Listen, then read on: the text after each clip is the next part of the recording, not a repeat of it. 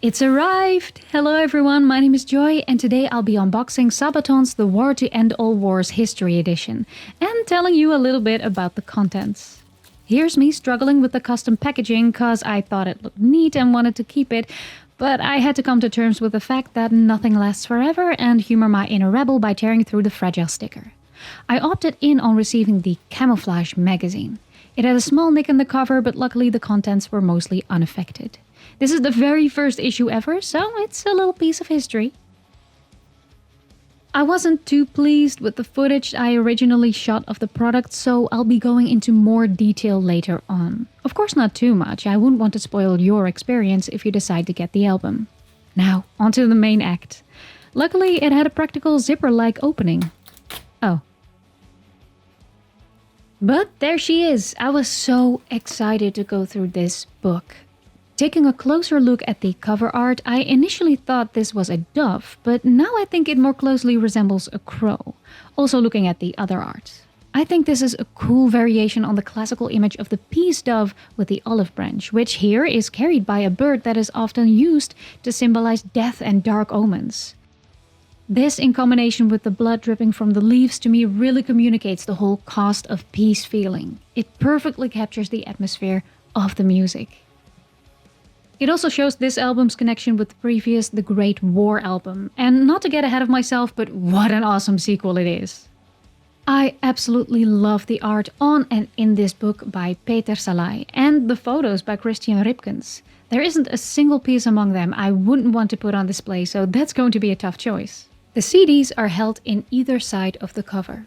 I won't be showing you too much of the book, of course, but here's an example of the beautiful artwork that accompanies the lyrics. And some of the photography. And of course the credits and special thanks. And there's the second CD. And last but not least the back cover describing the contents. Here are the discs in their full glory. CD1 is the standard edition containing the tracks you now see on screen. And for the sake of the length of this video, I won't go too far into the music itself, other than that I absolutely recommend it. This is now my favorite metal album and my neighbors and I have been listening to it on repeat. I really hope they enjoy it as much as I do. CD2 is the History Edition. In addition to the tracks from CD1, actress Bethan Dixon Bates narrates the intros, providing some context about the historic events that inspired the music. It really adds to the atmosphere. This is the version that I've been listening to while going about my day.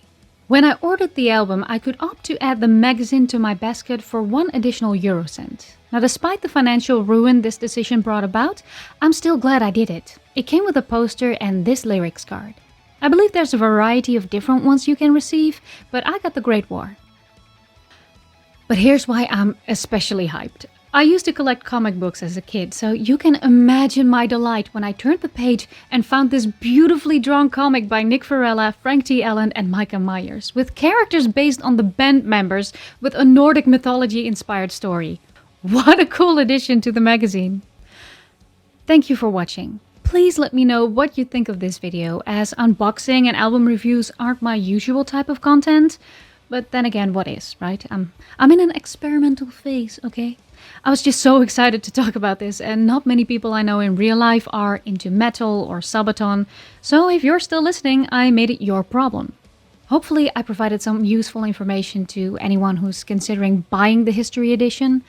I'd love to hear what you think, and I hope to see you next time. Bye!